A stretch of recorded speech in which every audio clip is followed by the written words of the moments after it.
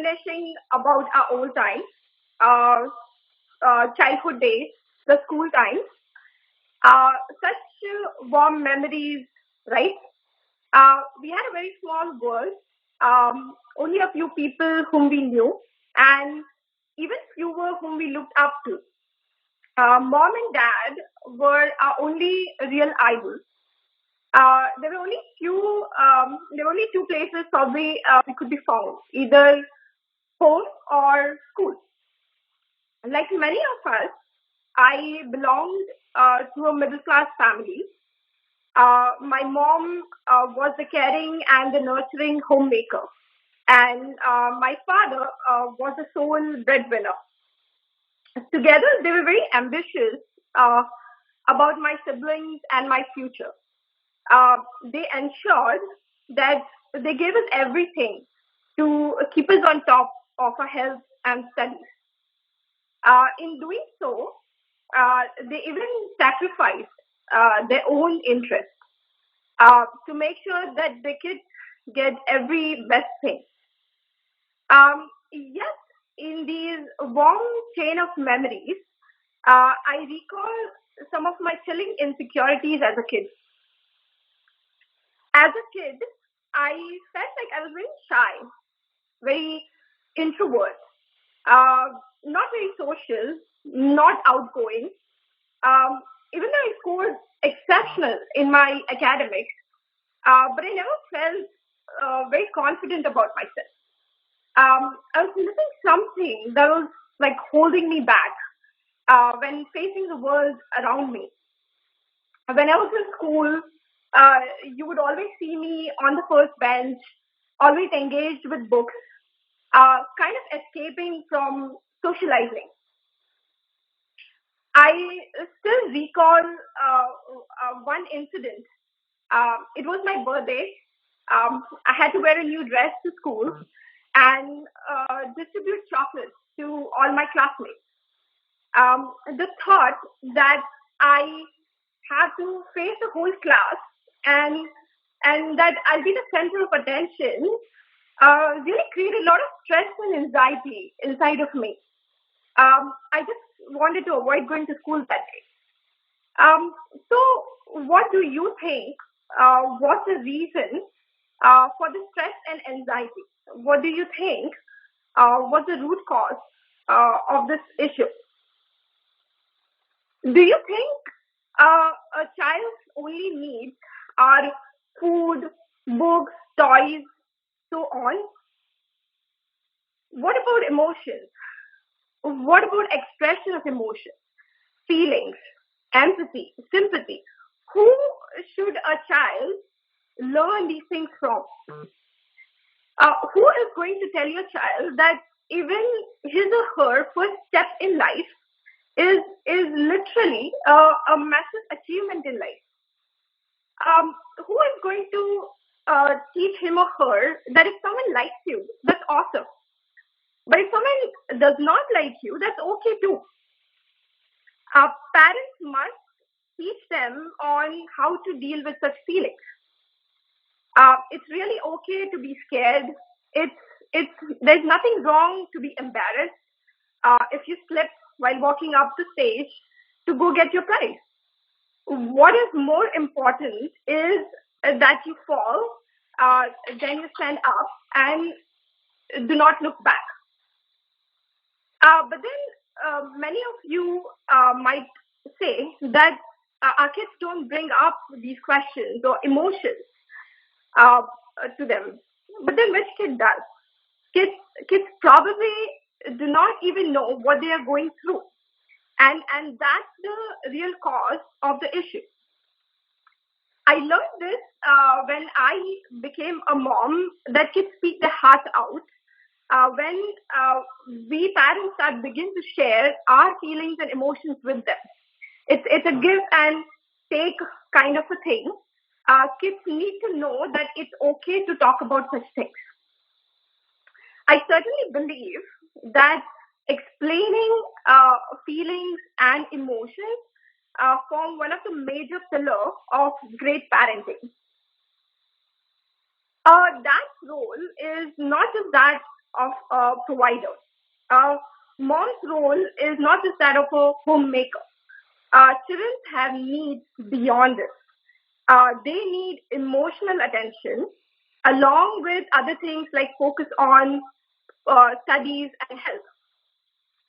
Parents who are emotionally attached with the child will be able to guide the child through everyday challenges by offering simple, age appropriate strategies or perhaps even through role play. By doing so, they empower the child, showing him or her that there is a solution to every problem they may face. Further, it gets easier for them to handle all kinds of emotions, even the negative ones like the anger and frustration.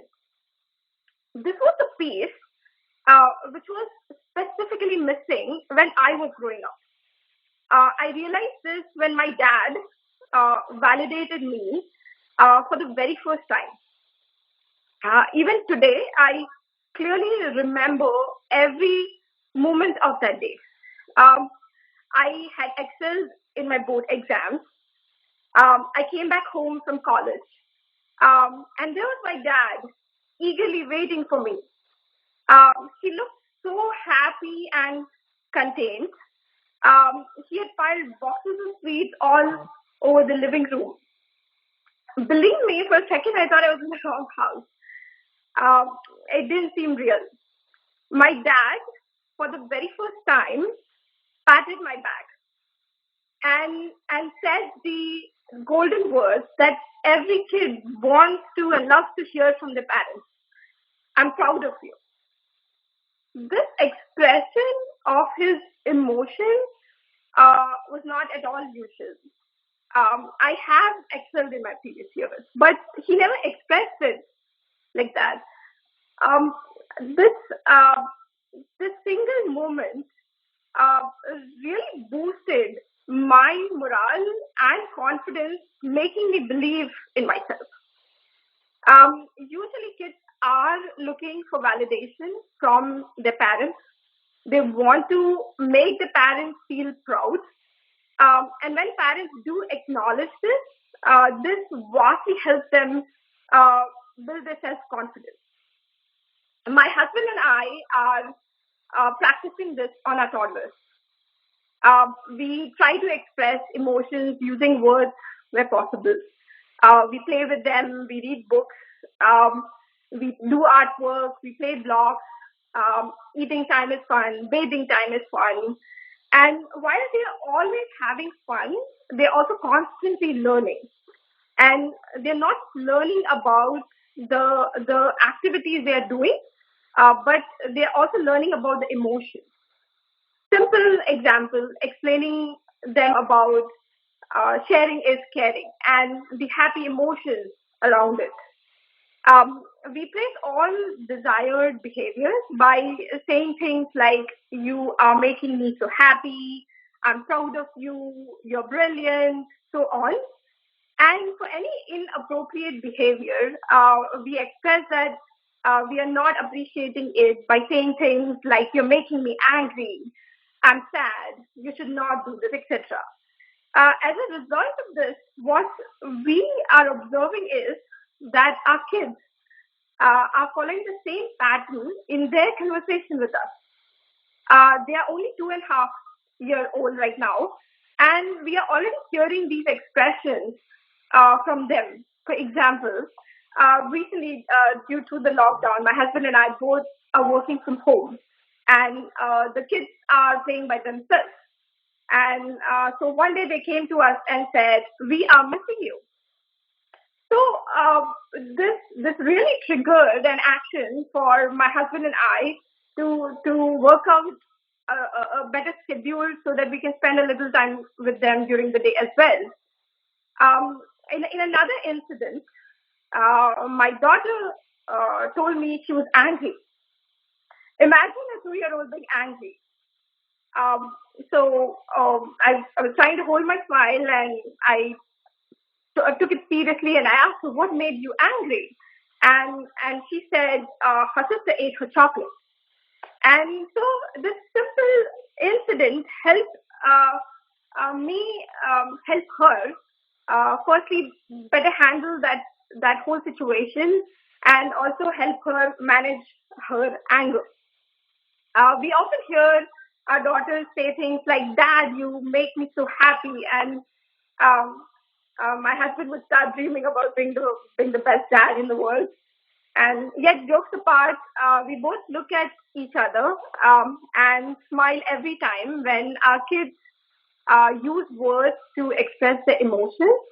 And this gives us an opportunity to understand them better and help them navigate through this better.